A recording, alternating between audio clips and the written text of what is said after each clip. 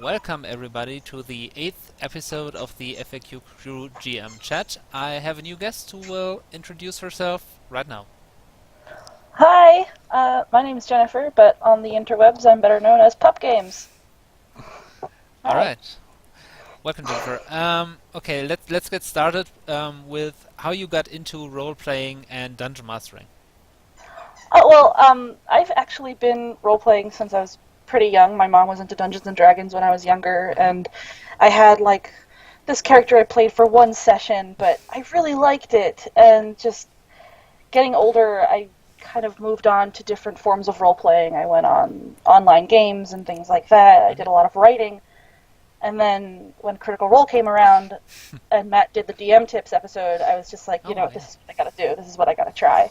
Mm-hmm. So, I got into DMing and I have not looked back. Great. And you started with DMing a real-life group or an online group?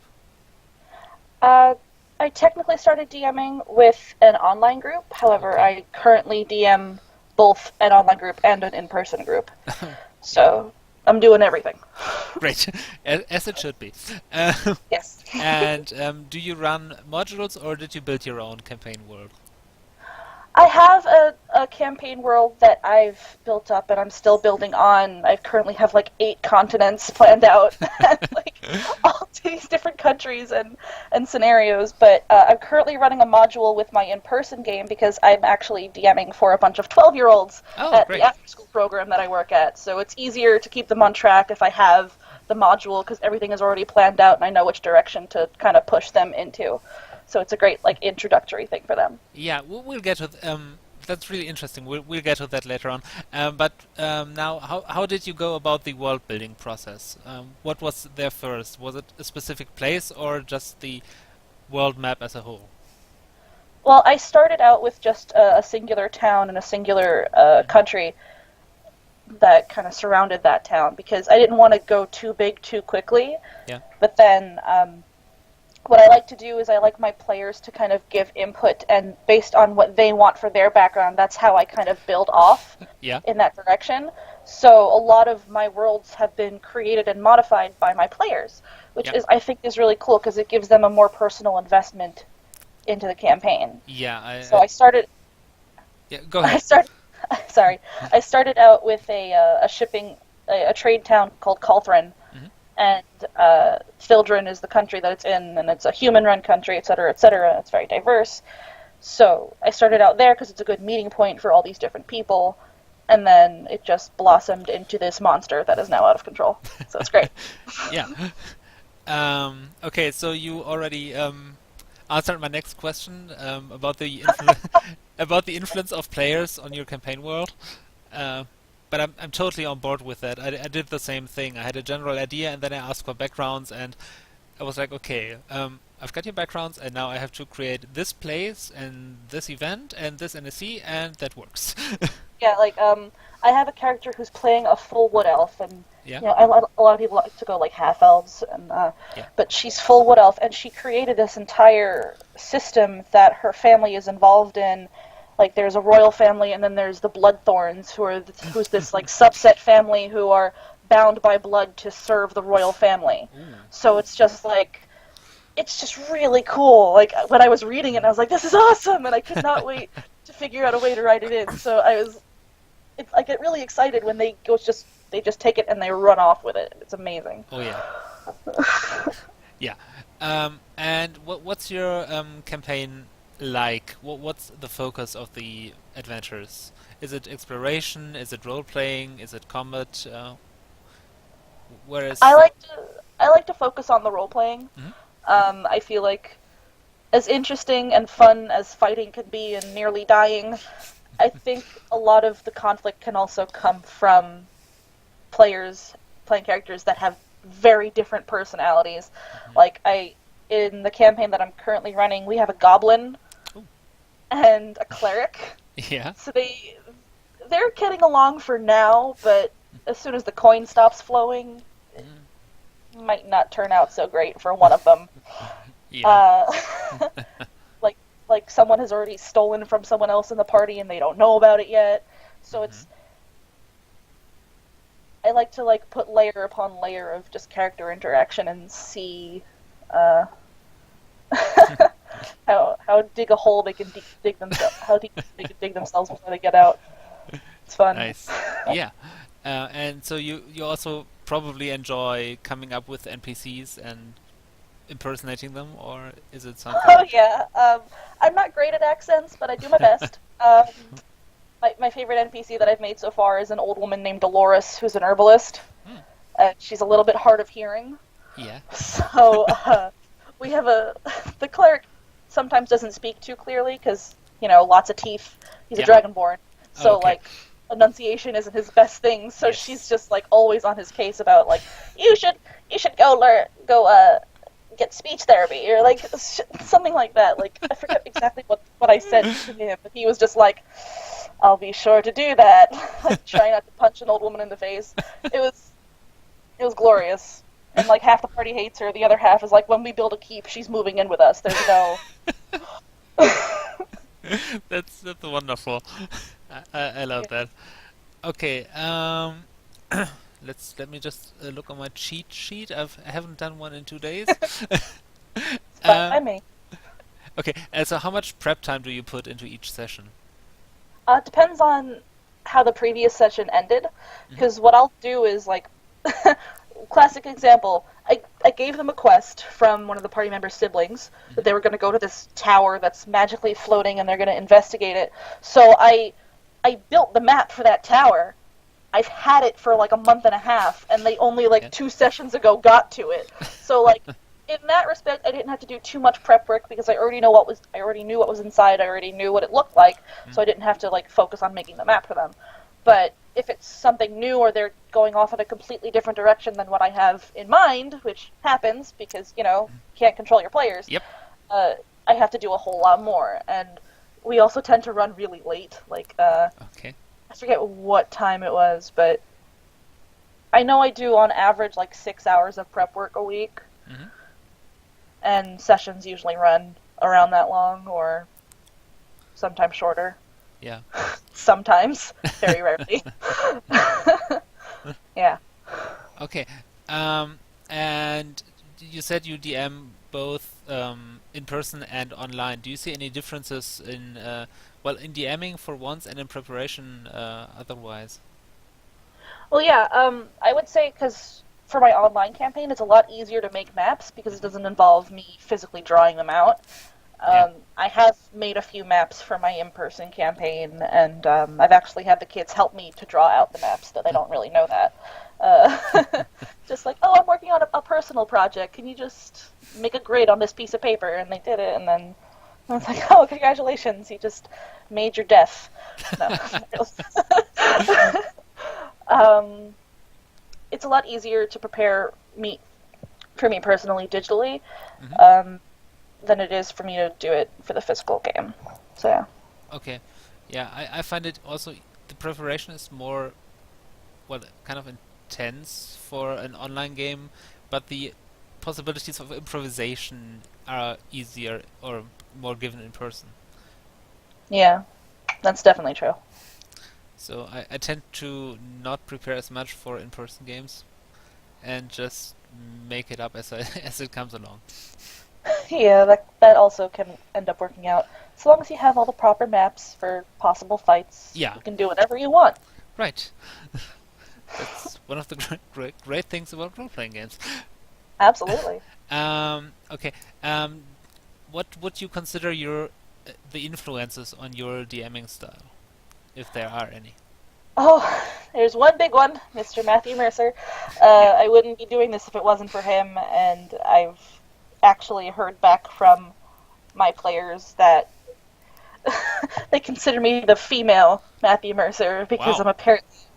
Yeah, I like got teary eyed when they said that to me. And I was like, no, don't say that. But they apparently my style is extremely similar to his, so I guess he's just a really good teacher in a 2 hour span of him giving tips. It was I don't know. I just do my own thing, and apparently it's very similar to what he does. That's not too bad. I think. Okay.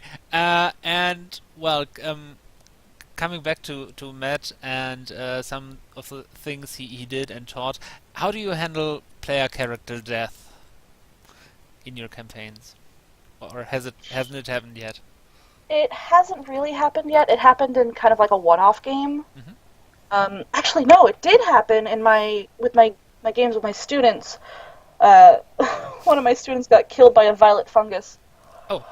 Uh, that was strange, but basically how I handle it is you have 3 days to get the body to a temple to Hmm. begin the resurrection process if you don't have Revivify on you or if you don't have Yeah. resurrection yourself. Hmm. So they handled it very well. As soon as he died, they finished up the fight and they're like, okay, we gotta go. We gotta go back to the town, which was like 2 days away. So that was 2 days of their travel. They actually managed to avoid every single obstacle I put in their way, Hmm. which was great on them because they were thinking, like, we can't go that way, we can't go this way. There's movement up ahead, let's wait for it to go. Hmm. They were very efficient about it. And when they did get there, it's a few hours long process, and it's about the whole like if the spirit is willing to come back. So what I did Yeah. was the player who had died, I had him roll a wisdom save Hmm. to see if he would be able to figure out, oh, I'm actually dead, I need to go back. So thankfully he rolled high enough, otherwise he would have just turned and walked away from the little portal to the material plane that had been made. Yeah. So, Okay. yeah. So I hadn't heard that one before, but it's that's interesting. Uh, okay, and speaking of your student group, how did you get that idea? What made you think I want to DM for an after school group? Well, I've been working in that program for about 2 years now, Hmm. so I had all the nerdy kids. I also do video game programming with them. I do theater with them. I do forensics with them. So I had like all the nerdy kids. And when I had first wanted to start DMing, I had bought the DM's guide and I brought it to Yeah. work with me to read while I was setting up my classroom for video games, I think it was. And when my kids came in, they saw me reading and they were like, "What is that?" So they actually came to me and was like, "Well, could you do it here? We want to do it. We want to try." So I was like, "Well, okay. Who am I to say no?" Yeah. So I talked to my boss, and I had 1 day off that week because I only had 4 clubs. I go in 5 days a week, Hmm. so that fifth day became Dungeons and Dragons Day, and they got so into it, and they're so intense about it. Yeah, I can believe that. And what module are you running for them? Currently, we're doing Horde of the Dragon Queen, and we're going to be Nice. going into Rise of Tiamat eventually. Ooh, very nice. Yeah. So, and is there a difference in? Well, you said they're really into it, but are there other differences DMing adults and teenagers? Absolutely. Um, adults especially adults who have played before, know. Okay, there's a story. We got to continue. We can chit chat as long as we want, Hmm. but we know what we're here to do. They know how to go about things. When it comes to kids, especially kids who have never played before, you're there to teach them everything that there is about Dungeons and Dragons and how to approach the situation. Hmm. So it's just like, well, can I? They ask a lot more questions. Okay. I find they ask a lot like, well, what's possible? What can I do? Yeah. What should I do? Like they ask me for advice, and I'm like the DM, and I'm like, well, I can't really tell you that. I make exceptions sometimes though. If they're really stumped and they ask me what to do, then I'll kind of like, well, you could try XYZ. Yeah. You don't know if it'll work. So it's a lot more hand holding with Mhm. the younger kids, but that's to be expected just because they haven't played and they haven't been exposed to it as Yeah. long. So yeah. Okay. So like you to ask to recount a favorite anecdote about, well, for you as a player and a DM, anything that stuck to your in your mind. Like a little piece of advice. Well, no, we come to that later. Just An anecdote. yeah. I find to be true that not everything that's happening in the world is your level. Like that is the one thing that I found to be true. Because you could wander into a nest of dragons. Yeah. You might be a little early in doing that, and you might end up food. Yep. You gotta know how to pick your battles and how to realize, okay, now is a good time to run away. Yeah. That knowledge seems to be lacking for some players. Yeah, not everything is going to be manicured to your ability. Yeah. Now I'm level 6, so whatever comes up, I can fight it. No, Not that really. is not true. Yeah. If you see a Tarrasque in the distance, you run. Yeah. That happened. My players were level 4 in my online campaign, and I Yeah. had like a shadow dragon do a pass over the mountains in the distance. Yeah. And they were just like, nope, nope. And they ran. Like, if I had done that to my 12-year-olds, they'd be like, I want to fight it. And I'm like, Yeah. certainly try. Yeah. Actually, in a game I was in, we had basically that situation. There, I don't remember what it was. I think a red dragon did a flyover, Hmm. and our wizard, when he saw it, he told the group, "Hey, I speak Draconic." And the first thing he did was throw an ice storm at it. Oh, God. Yeah, he turned out food. Yeah. Oh, God. Yeah, and we're talking about college students at that point. It's all good, guys. It's all good, guys. I'll talk to it. Yeah, Ice storm. yeah, What? yeah. Whatever the ice storm told the dragon, he didn't like it. Yeah, yeah. I don't think he appreciated it. Yeah. Okay. Coming to a close. Any advice you have to DMs or people who would like to DM but just aren't sure if they should do it? Don't be afraid of the undertaking. I know it seems like a lot of work to build this entire world and to figure out what races sit in what position and where they're from. It might seem like a lot, but what you have to do is you just have to take it one city at a time, one country at a time, one continent at a time. Do not do what I do. Do not have 1,000 ideas and want to do them all at once. Go at your own pace. If your players want to go to a different continent, let them. But you have to be really good at improv if you don't have it planned out.